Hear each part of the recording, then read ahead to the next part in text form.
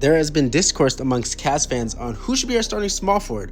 Now, obviously, we have the core four of Mitchell, Harden, and Jarrett Allen and Evan Mobley. And finding that third forward can be the missing clue to our team. Now, let's start off with Jaylon Tyson. Jaylon Tyson is a sophomore player, averaging this season 13.5 points, 5.3 rebounds, 2.2 assists, and shooting 46% from the three-point line this season.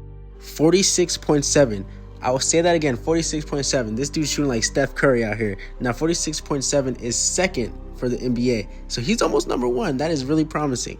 Now, in the last 6 games since acquiring James Harden at the deadline, Tyson has seen both time on the bench and with the starting unit, averaging 9.3 points, 4 rebounds, and 0.7 assists.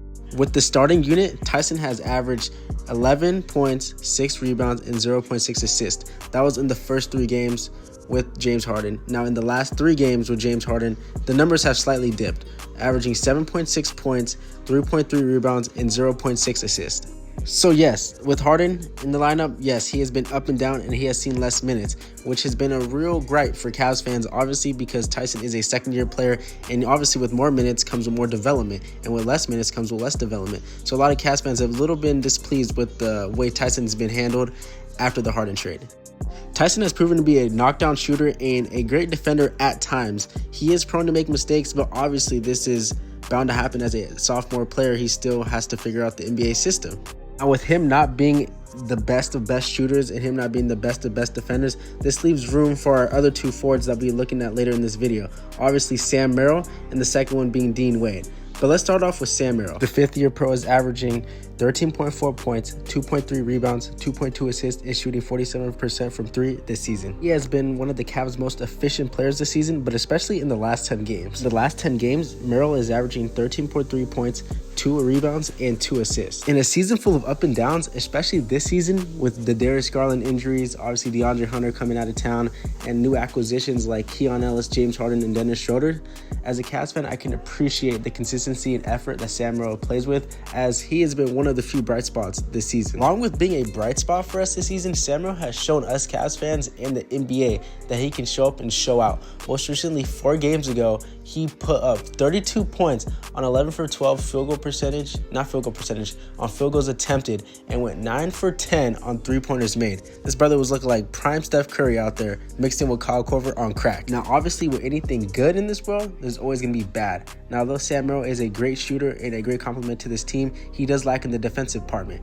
Now, this is what Dean Wade is great at. The 6'9" forward is averaging 5.8 points, 4.1 rebounds, and 1.5 assists, and shooting 43% from the field. The forward missed some time before the All-Star break, but returned shortly after against Brooklyn, where he put up 11 points, 5 rebounds, and 0 assists. Since returning, Wade is shooting 100% from the field, not because he is prime LeBron, but because he either shoots 3 times a game or shoots 0 times at all. And as a Cavs fan, this is what pisses me off about Dean Wade, because how are you getting starting minutes as an NBA forward? How are you playing on a team with James Harden and Donovan Mitchell, and you still manage to shoot 3 times or 0 times?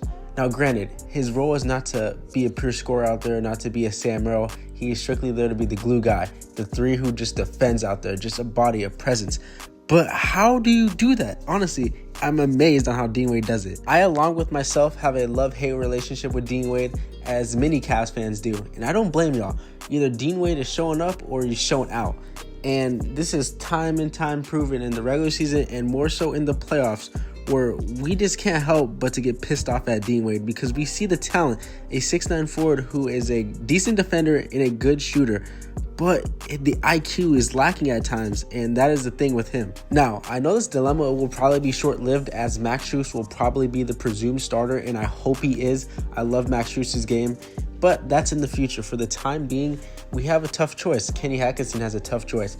Obviously, there's 3 quality players, 3 different players who provide 3 different skill sets. Obviously, Jaylon Tyson is the do-it-all young guy who has probably the most potential. Then we have Sam Merrill with the highest floor, knockdown shooter, above average defender, gives you all he has. And with Dean Wade, he's obviously the best defender out of the 3. And yes, his offensive game is limited, but what he provides is valuable in the NBA. 6'9" forward who's just straight 3-and-D. And if it was up to me personally, I would go with Jaylon Tyson as the 5th and final starter for this Cleveland Cavaliers team until Max Strus returns. Jaylon Tyson has the highest ceiling what he offers you on the offensive, defensive end is greatly valuable with a player like James Harden coming to town. And with players like Donovan Mitchell, with all the gravity that they have on the court, you need a player like Jaylon Tyson, who has proven he is one of the best knockdown shooters in the NBA. I just believe this is a greater fit all around, especially when you bring players over from Sacramento like Dennis Schroeder and Keon Ellis. They are a great second unit player, and I just believe that when you have a Sam Merrill out there in the second unit with, let's say, a James Harden and a Dennis Schroeder, that just offers you so much versatility because you have the size, the playmaking, and the grit of Dennis Schroeder and James Harden, and you have the knockdown shooter ability of Sam Merrill. Now, this does leave Dean Wade out of the starting equation, but honestly, I think Cavs fans and myself would prefer Dean Wade coming off the bench just because what he provides you, the versatility of being a knockdown shooter at times and a big defender, that is rare and valuable to come by in the NBA, and I think he's just better served in that position. Let me know who y'all would want to start out of the three options. Subscribe, and I hope to see y'all next time.